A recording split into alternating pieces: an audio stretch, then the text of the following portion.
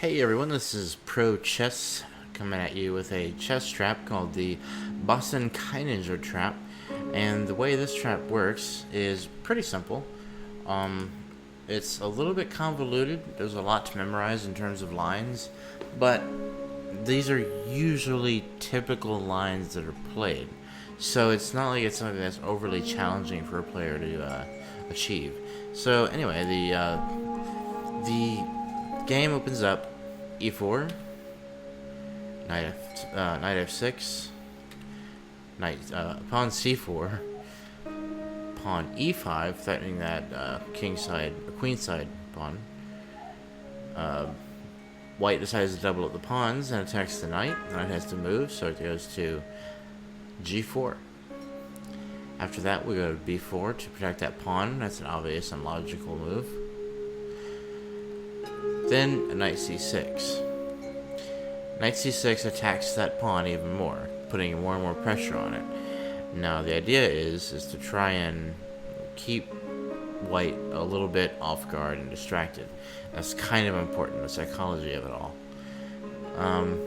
Knight f3 to come in and add another attacker yet to this pawn right here. So now we have, another defender. So now we have two defenders, which is great.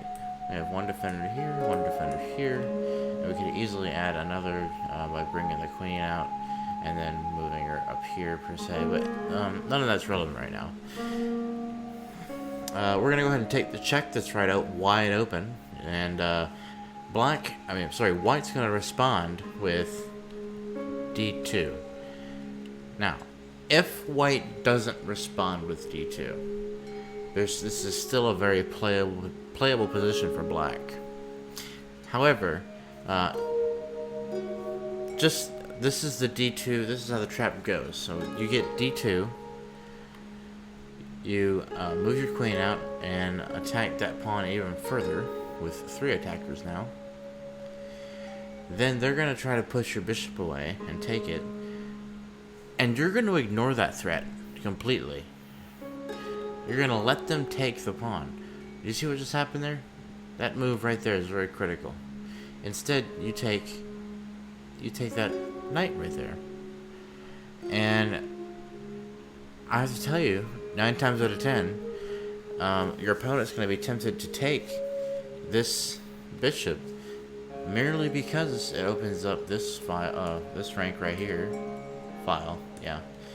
And it gives you a lot more opportunities to do things like put the knight in check and do things like that. But some of you can probably already spot the checkmate. And I'll go ahead and give you 10 seconds to try and figure out what it is. Any ideas, anybody? 4, 3, 2, 1. The answer is simply a smothered checkmate. And that is the very complicated and convoluted and somewhat rare, but it's also somewhat tempting and forced, and it's a lot of psychology behind it, especially in over-the-board matches. My overall opinion of the Budapest opening and the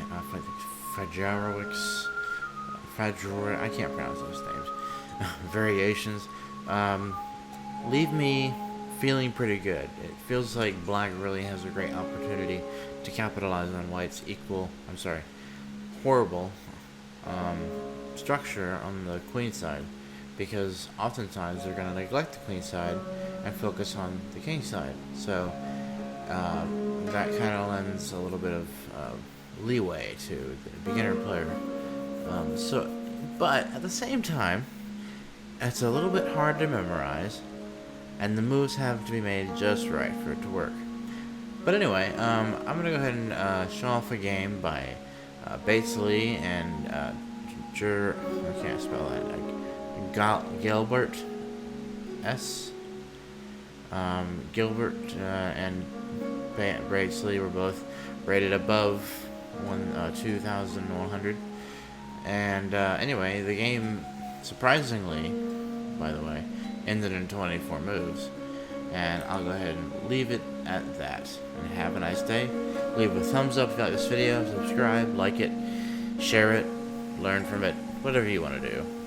Thanks for watching.